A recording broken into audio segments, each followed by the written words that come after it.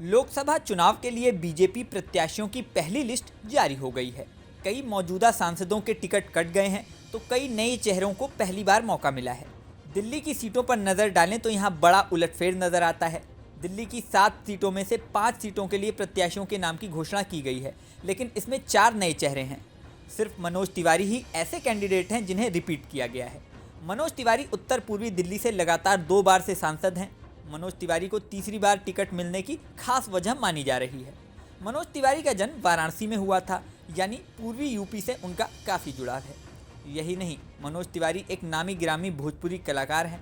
भोजपुरी फिल्मों में मनोज तिवारी एक गायक और अभिनेता दोनों के तौर पर लोकप्रिय हैं। दिल्ली के वोट बैंक में यूपी और बिहार के लोगों की अच्छी खासी धमक है। दरअसल दिल्ली के विकास के साथ साथ 80 और 90 के दशक में यूपी बिहार के लोगों का दिल्ली की तरफ रुख शुरू हुआ। बड़ी संख्या में लोग यहीं बस गए जो आज यहाँ के वोटर हैं।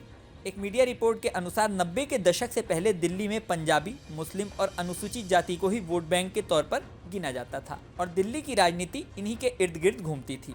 लेकिन 90 के दशक में कई बदलाव आए। जिस तेजी से पूर्वांचल के लोगों ने अपनी दमदार मौजूदगी दर्ज कराई, उसके बाद पूर्वांचल के इन सभी लोगों से बड़ा वोट बैंक ये बन गए। कोई भी राजनीतिक दल ऐसा नहीं है जो बिहार और यूपी के इन वोटरों को नज़रअंदाज कर सके। एक रिपोर्ट के अनुसार दिल्ली के करीब 15% वोटर यूपी और बिहार अंचल के हैं। हालांकि ये ऑफिशियल आंकड़ा नहीं है, लेकिन दावा यही किया जाता है कि यूपी और बिहार के वोटर अच्छी खासी संख्या में हैं। इस वोट बैंक पर पकड़ बनाए रखने के लिए मनोज तिवारी के रूप में बीजेपी के पास एक स्ट्रॉन्ग चेहरा है। मनोज तिवारी की राजनीति की बात करें तो साल 2009 में उन्होंने राजनीति में एंट्री मारी और सपा के टिकट पर गोरखपुर से चुनाव लड़ा, लेकिन सफलता नहीं मिली। बाद में उन्होंने बीजेपी का दामन थाम लिया। बीजेपी ने साल 2014 में पहली बार उत्तर पूर्वी दिल्ली से मनोज तिवारी को टिकट दिया। मनोज तिवारी को इस चुनाव में बड़ी सफलता मिली। इसके बाद मनोज तिवारी को दिल्ली में बीजेपी के अध्यक्ष के तौर पर भी जिम्मेदारी दी गई। इसकी वजह भी उनका यूपी बिहार की जनता के बीच लोकप्रिय होना माना गया। मनोज तिवारी के अलावा दिल्ली की अन्य सीटों की बात करें तो दक्षिण दिल्ली सीट से रमेश बिधूड़ी का टिकट काटकर रामवीर सिंह बिधूड़ी को चुनाव मैदान में उतारा गया है। इसके अलावा नई दिल्ली से मीनाक्षी लेखी की जगह बांसुरी स्वराज को टिकट दिया गया है।